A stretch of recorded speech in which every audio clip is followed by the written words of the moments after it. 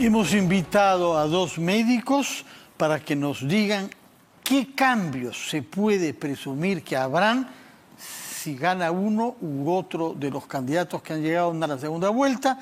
Son dos médicos que comparten naturalmente su amor al Perú y su experiencia del sector privado y público, pero que discrepan en muchas cosas. Porque uno de ellos, el doctor Carlos Glave, hizo campaña con Juntos por el Perú de Verónica Mendoza, mientras que el otro, Mauricio Miranda, hizo campaña con Fuerza Popular de Keiko Fujimori. Doctor Glave, ¿qué sabemos de lo que se propone hacer para mejorar nuestra lucha contra la pandemia? Pedro Castillo. Bueno, miren, gracias en primer lugar por la invitación. ¿Cómo estás, Mauricio? Nuevamente juntándonos acá para debatir sobre temas de salud. Pedro Castillo tiene un planteamiento y tiene una propuesta de un plan de gobierno realizado antes de la pandemia. Se ha actualizado algunos puntos generales, como el asunto de la vacunación masiva, gratuita y universal. Plantea también el asunto del fortalecimiento del primer nivel de atención, que es algo fundamental, pero definitivamente falta un desarrollo mayor de la precisión de lo que va a hacer. Nosotros estamos dispuestos a colaborar en este aspecto, pero yo más bien, disculpa que me refiera más bien al otro lado, ¿no? En el otro lado, más bien existe, aparte de planteamientos muy generales y de promesas de compra privada de las vacunas, existe la presencia de Ernesto Bustamante, que ha sido realmente muy negativa durante la campaña y en el asunto de la compra de las vacunas, ¿no? Que podemos conversar más en detalle sobre esto de la compra de las vacunas, que el daño ya ha estado hecho, ya ha sido hecho y se ha demostrado justamente con la aprobación por parte de la Organización Mundial de la Salud de la vacuna de Sinopharma, que ahora es una de las posibilidades de ingreso masivo de vacunas, que es uno de los aspectos fundamentales para poder contener la pandemia, ¿no? Muy bien, vamos a ver qué nos dice el doctor Miranda, puesto que usted ha comenzado haciendo referencia a un médico, efectivamente, que tuvo un rol importante durante la campaña y que ha sido elegido congresista en la bancada de Fuerza Popular. ¿Qué cosa responde usted al doctor Glave, doctor Miranda? Buenas noches, Carlos. Buenas ¿Cómo noches. estás? Muchísimas gracias. Es un placer siempre conversar con alguien y un colega como Carlos. Bueno, primeramente, dentro del plan de gobierno de salud de Fuerza Popular hay un plan de contingencia sanitaria inmediata y estratégica. Básicamente, lo que se está planteando frente a esta pandemia y frente a la urgencia que estamos viviendo es 70.000 pruebas moleculares diarias, la posibilidad de contar con 100 plantas de oxígeno a nivel nacional. El presupuesto público de salud, lo que dijo la doctora Liliana La Rosa, decana nacional de enfermeros, es vital, porque tenemos que incrementar en este quinquenio por lo menos a 6 a 7% del PBI. 7%. Fortalecer el primer nivel de atención como nivel barrera, y esto tiene que ir de la mano, obviamente, de un trabajo colectivo, cerrando brechas de recurso humano, infraestructura y equipamiento, donde se tiene que repotenciar y se tiene que dar, obviamente, también el apoyo a los médicos, las enfermeras, a los tecnólogos médicos, a los obstetras, inclusive internos, residentes y serumistas, que son la primera línea de trabajo a nivel nacional, incentivando también algo que es y que hace falta y que también Carlos lo sabe, que es el incremento de las camas UCI a nivel nacional y también especialistas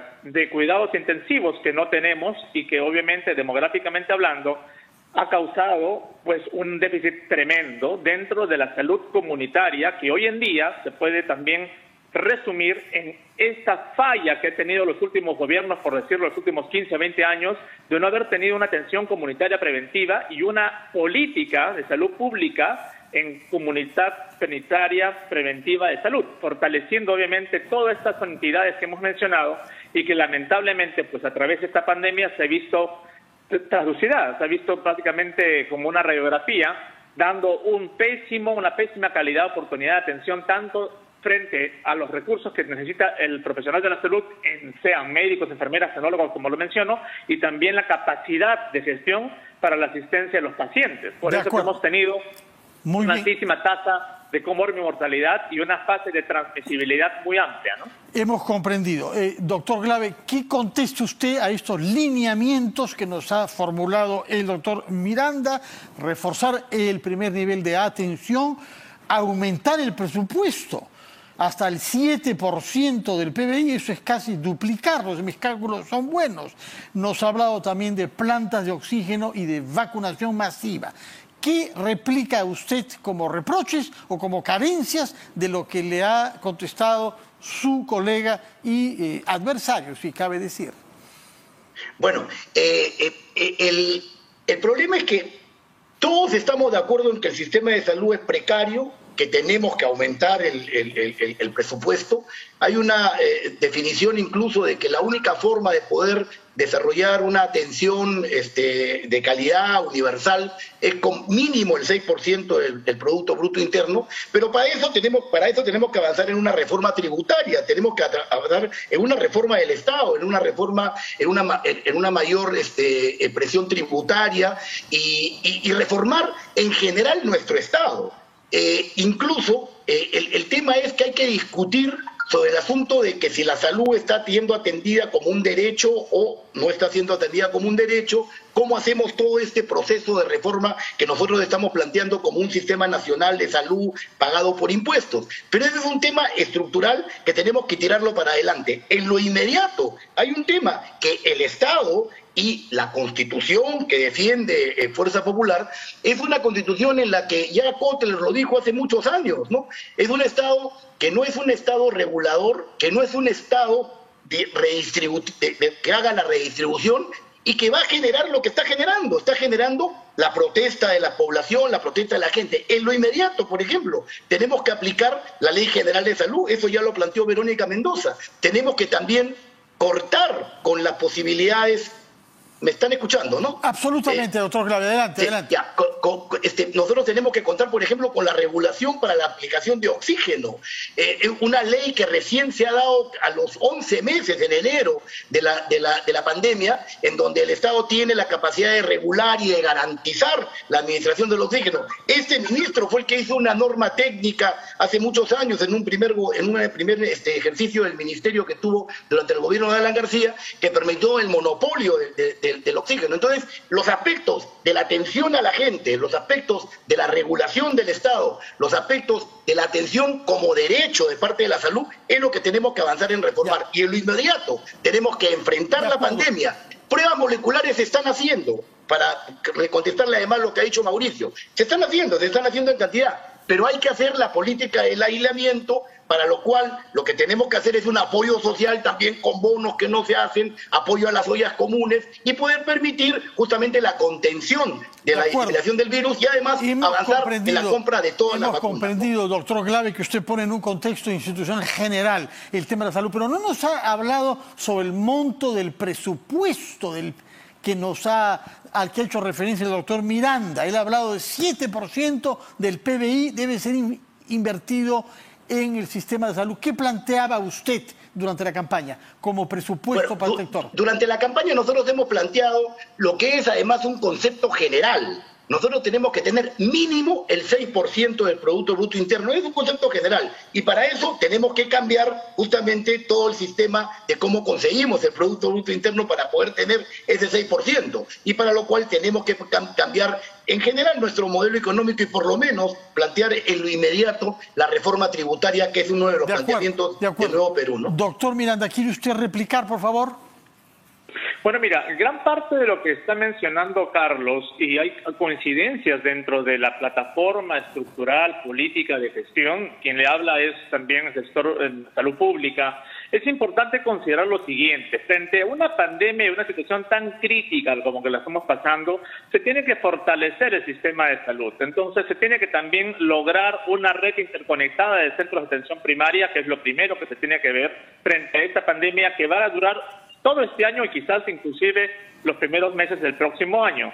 Inclusive fortalecer las compras corporativas de los medicamentos y equipos técnicos para todo el país, porque tenemos un déficit de instrumentos y de equipos tecnológicos, fortaleciendo también la salud a nivel de establecer programas de telemedicina en establecimientos de salud con historias clínicas a nivel universal, Y algo que yo rescato también dentro de todas las entrevistas que ustedes han estado brindando a otros especialistas dentro de la plataforma de salud pública es, por ejemplo, lo que mencionó la doctora cuando habló sobre un apoyo de esta institución alterna particular que es INCIDE, donde ella mencionaba unificar las diferentes subsistemas públicos de salud, generando un programa que permite integrar la atención de salud, priorizando las necesidades de las regiones en la salud, un fondo nacional de salud, y también algo importante que una vez lo conversamos con Carlos, la carrera para el sector salud, porque tenemos falta de médicos de familia, agentes comunitarios de salud preventiva entrenados,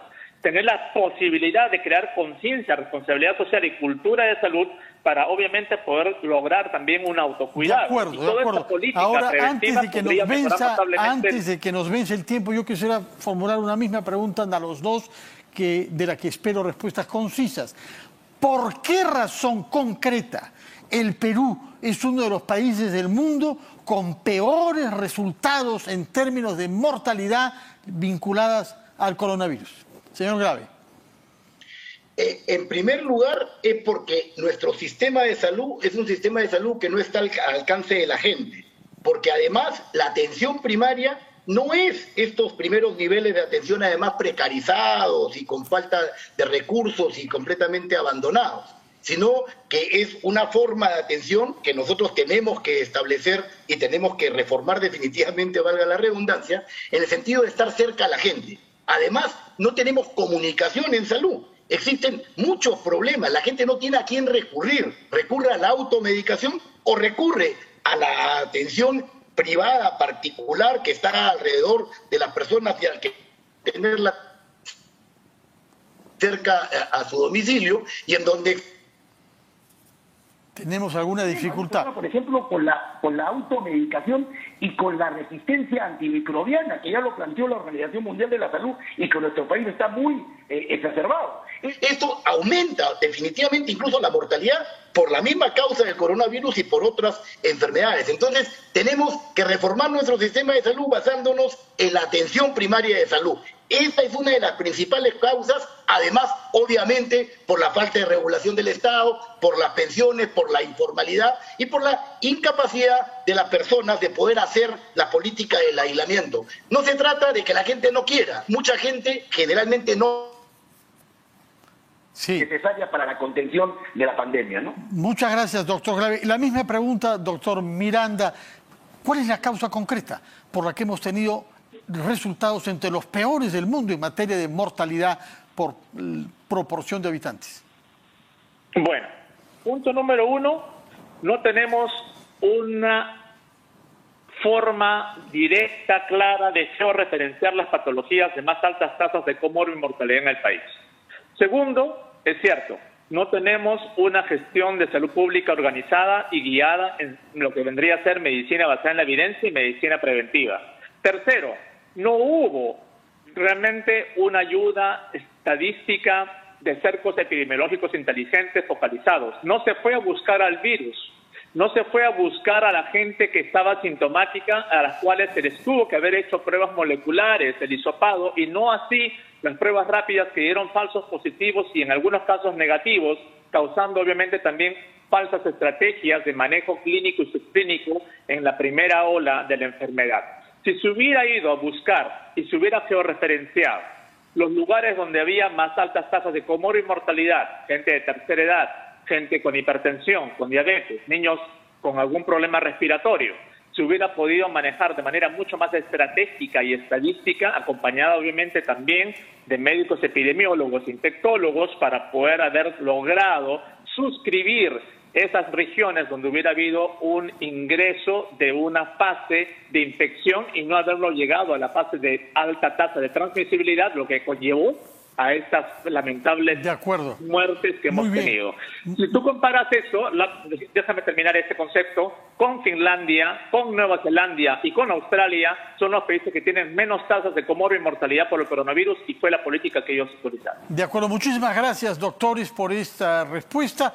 Queda pendiente saber lo que se propondría en caso de ser elegido el candidato Pedro Castillo. El doctor Grave no nos lo ha dicho.